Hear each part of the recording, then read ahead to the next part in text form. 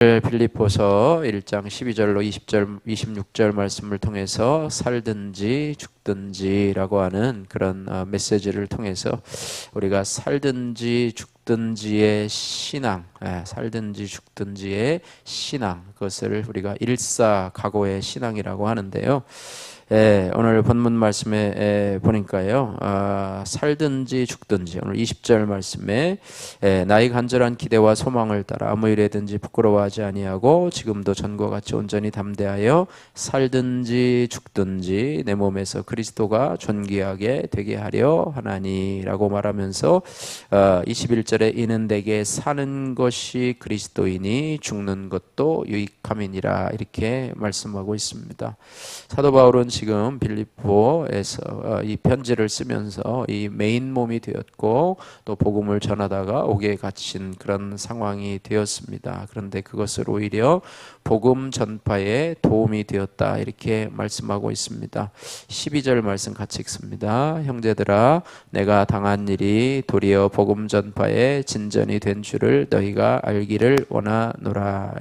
오히려 감옥에 갇혔으면 오히려 복음 전파에 방해가 될 터인데 사도 바울은 오히려 그것이 복음 전파에 진전이 되었다 이렇게 말씀하고 있습니다. 그러면서 13절에 나의 매임이 그리스도 안에서 모든 시위대안과 그밖에 모르는 사람에게 나타났으니 이렇게 말씀하고 있습니다. 그러면서 어떻게 보면 그를 지키던 군인들도요 사도 바울로 인해서 감옥 안에서 복음을 듣게 되고 그렇습니다. 그래서 사도 바울은 원래는 자유롭게 다니면서 복음을 전하는 자였는데 하나님께서 자신을 옥에 갇히게 하심으로 이제는 그 이유를 생각하게 되었는데 투옥 기간이 길어지면 길어질수록 모든 시위대안과 궁의 사람들 권력자에까지도 복음을 전하고 신앙을 가르치기에 힘썼다 이렇게 말하고 있어요. 그러니까 밖에서 자유롭게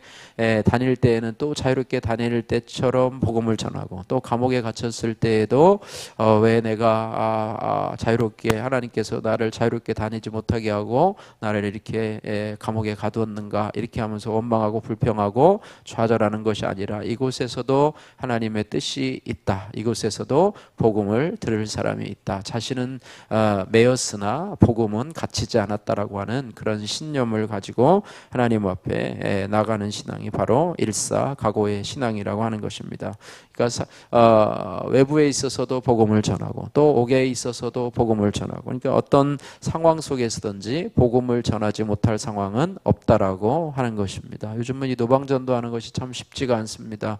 노방전도하고 뭐 티슈 하나 주고 뭐 이런 부분들이 이제는 사람들에게 이제는 또 그렇고요. 뭐 가도에서 뭐 소리친다고 해서 그 사람들이 듣는 것도 아니고 요즘에는 뭐 그렇습니다. 그래서 우리 그리스도인들이 복음을 전하는 방식은 우리의 삶 속에서 복음을 전해야 돼요. 우리의 말로 또 우리의 행동으로 또 우리의 인격으로 전해야 되고 우리가 그들을 위해서 기도해 줘야 되는 것이죠. 그래서 우리가 생명책을 내년부터 나눠줘서 여러분들이 이제 삶을 사시다가 저분은 예수 안 믿는구나, 저분은 예수님이 필요하시구나 하는 분이 있으면 여러분 생명 노트에 기록을 하셔서 생명책에 기록해 놓으셔서 그들을 위해서 여러분 기도하고 또 그들이 구원받도록 기도하면서 여러분 삶 속에서 또 복음을 전할 일이 있으면 또 하나님의 인도하심 가운데 또 복음을 전하는 그런 부분들이 우리에게 있어야 될 줄로 믿습니다. 그냥 전도하는 시간 정해놓고 1시간 전도하고 그냥 이렇게 전도지 나눠주면 나는 땡이다 이것이 아니라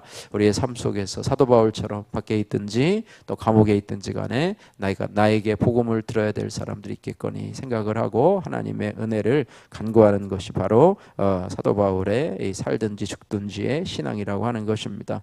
19절에서 22절 말씀을 보면은요 사도 바울에게 죽는 것조차도 유익하다 이렇게 말하고 있습니다. 그래서 자신에게 일어난 모든 일이 구원을 향하고 있음을 알게 되고요. 그래서 죽음조차도 유익하다. 죽음조차도 유익하다라고 말씀하고 있습니다.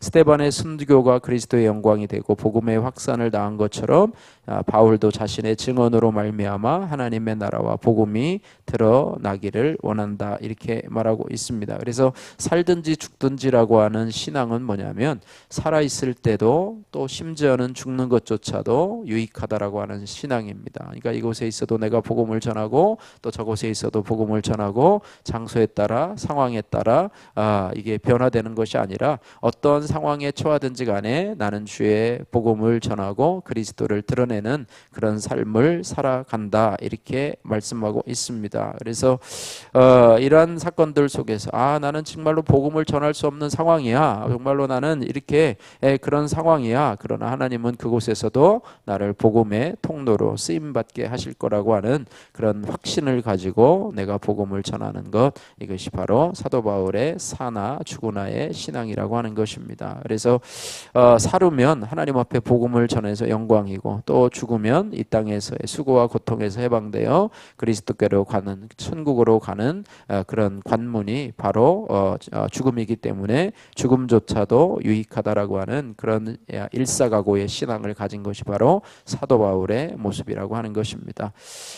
또 하나 사도 바울은요 23절에서 26절 말씀을 통해서 그의 기쁨의 근거를 세상에서 찾지 아니하고 그리스도에게로부터 찾는 것을 보게 된다라고 하는 것입니다. 그래서 우리가 참 기쁨이라고 하는 것, 이것을 어떻게 보면 참 소중하게 여기고 또 살아가야 되는데, 사람은 무엇으로 인해서 기뻐하는가에 따라서 그 인생의 삶의 모습이 결정된다고 볼 수 있습니다. 그래서 나는 무엇으로 요즘에 기뻐하는가, 무엇으로 기뻐하려고 내가 계획하고 준비하고 있는가, 이런 모습을 보는데요. 사도 바울은 빌립보 성도들의 믿음의 진보와 기쁨을 위해서 자신의 사명이 있음을 알게 되었습니다.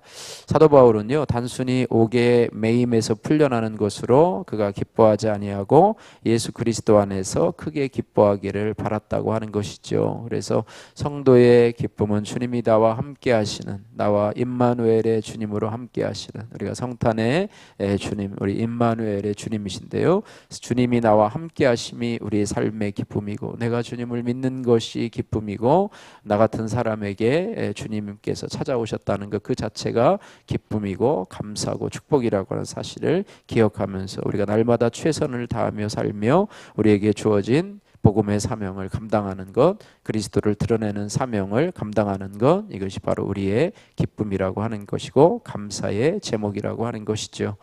실직의 감옥이라고 하는 박태돈님의 큐티인 간증입니다. 저는 세상 성공을 목표로 두고 하나님마저 나의 성공을 돕는 분으로 여기며 살았습니다.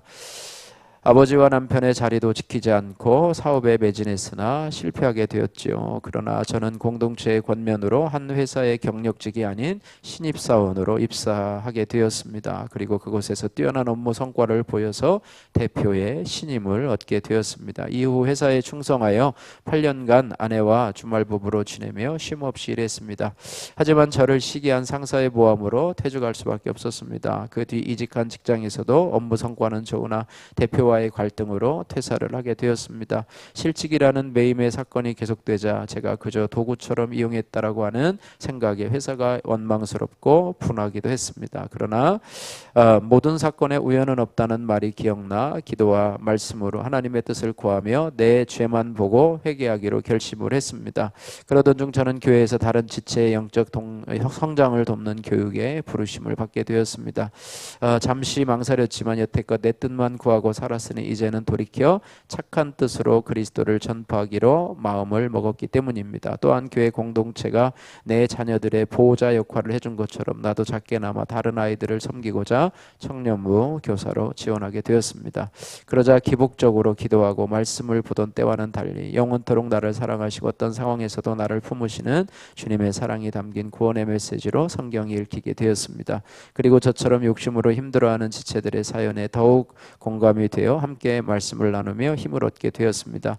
세상을 향한 욕망은 저를 실직의 감옥에 매여 원망과 분노로 살다가 죽을 뻔하게 했습니다. 하지만 공동체의 간구와 성령의 도우심으로 감정의 종노릇에서 벗어날 수 있었습니다. 여전히 되었담이 없는 죄인이지만 현재 상황에 잘 매여 주께서 저를 통해 하시려는 일을 이루기를 원합니다. 적용하기 큐티 말씀을 듣는 것으로 그치지 않고 작은 적용이라도 큐티 책에 쓰고 지키겠습니다. 두 번째로 청소년부에서 제가 맡은 고등부 학생들을 위해서 아침 큐티 시간마다 기도하겠습니다. 바라기는 저와 여러분들이 사도 바울처럼 살든지 죽든지 우리의 삶에서 그리스도가 나타나고 또 그리스도가 우리의 기쁨이 되고 그리스도를 드러내는 것을 삶의 사명으로 살아가면서 주 안에서 참 쓰임받는 그런 존재로 살아가시는 저와 여러분들 되시기를 주님의 이름으로 축복합니다.